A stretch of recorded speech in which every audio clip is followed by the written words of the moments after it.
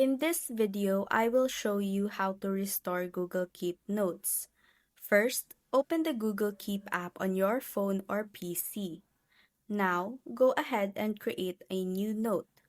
Just tap on Take a Note and type whatever you want. Once you've made the note, tap on it to open it. Now, hit the three dots in the bottom right corner. That's the Options menu. From the drop-down, tap on Delete. That will move your note to the bin. Alright, here's how to get it back.